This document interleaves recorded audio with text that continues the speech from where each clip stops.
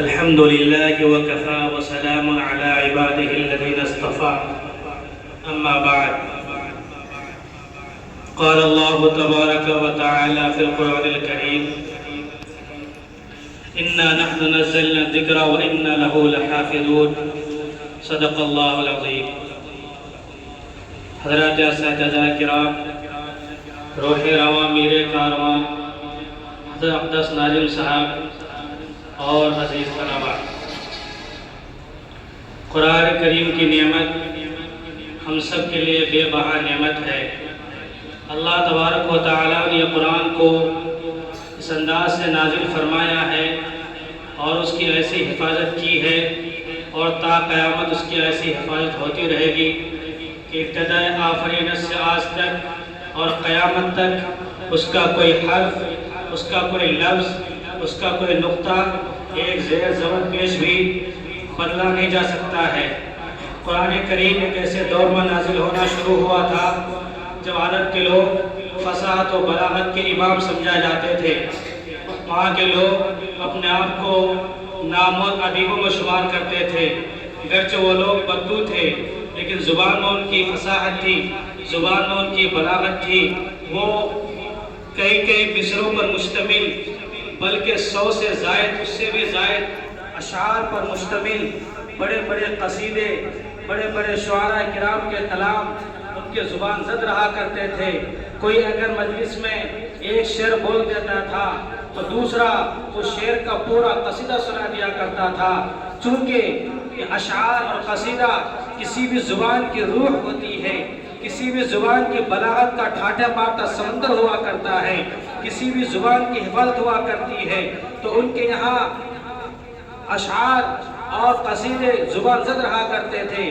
جو قرآن کریم نازل ہوا تو قرآن نے ان کو چیلنج کیا کہ جس قرآن کو تم نبی پاک صلی اللہ علیہ وسلم کی جانب سے گھڑا ہوا تصور کر رہے ہیں اور کہہ رہے ہیں کہ یہ قرآن آپ علیہ السلام نے گھڑ لیا ہے، اپنی طرف سے بیان کر رہے ہیں، تو لوگوں سنو، قُلْ لَئِنِ اسْتَمَعَتِ الْإِنسُ وَالْجِنُّ عَلَىٰ أَن يَأْتُوا بِمِثْلِ هَٰذَا الْقُرْآنِ، اے محمد رسول اللہ صلی اللہ علیہ وسلم، آپ پورے عرب میں چیلنج کر دیجئے اور ان کو کہہ دیجئے، اعلان کر دیجئے کہ اگر تم اس قرآن میں شک کرتے ہو، یقیناً تم ادب کے شہسوار ہو، تمہاری زبانوں پر قصیدے بھرے ہوئے ہیں، تو آؤ اس قرآن کریم کی مثال پیش کر کے دکھاؤ۔ قُلْ لَئِنِ اسْتَمَعَتِ الْإِنسُ وَالْجِنُّ، عالم کے اندر جتنے انسان ہیں، جتنے جنات ہیں، سب کے سب اکٹھا ہو جاؤ اور اس قرآن کی مثال پیش کر دو۔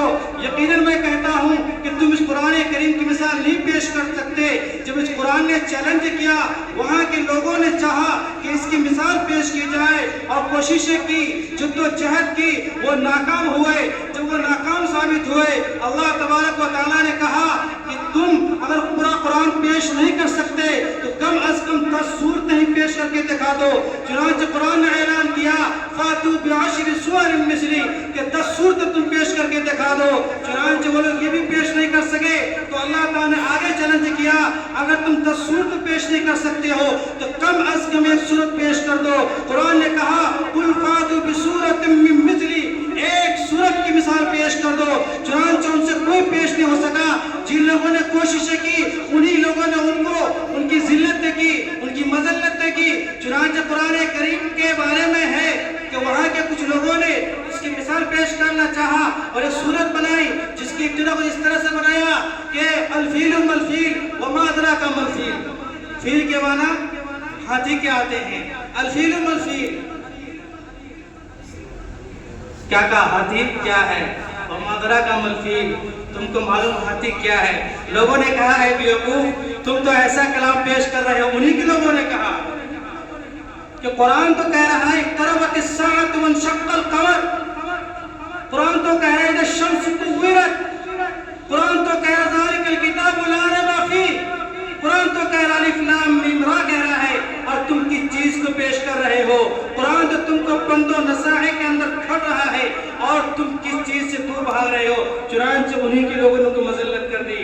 تو قرآن کریم ایک ایسی کتاب ہے جس کو پیش کرنا، جس کی مثال آج تک کسی نے پیش نہیں کر سکا ہے۔ اگر پیش کرنا چاہا تو خود وہ ذلیل و رسوا ہو کے چلا گیا ہے۔ کوئی بھی اس قرآن کریم کا مثال پیش نہیں کر سکتا۔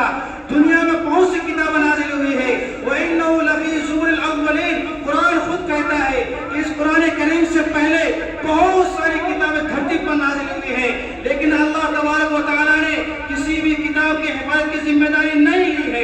یہی وجہ ہے کہ آج کوئی بھی کتاب اپنی شکل پر موجود نہیں ہے، چاہے توریت ہو، چاہے انجیل ہو، چاہے زبور ہو، چاہے اور دوسری کتابیں ہو، یا ہندو لوگ جو اپنی کتابیں پیش کرتے ہیں، والمکی کے رامائن ہو، تلسی داس ہو، اتھروید ہو، یجوروید ہو، رام وید ہو، جو ان کی لوگوں نے اپنے طرف سے لکھا ہے، وہ بھی کتاب اپنی شکل پر آج تک محفوظ نہیں ہے۔ کسی بھی مذہب کا آدمی دعوے کے ساتھ نہیں کر سکتا ہے کہ قرآن کریم کے علاوہ اس دھرتی پر کوئی کتاب اپنی شکل پر محفوظ ہو۔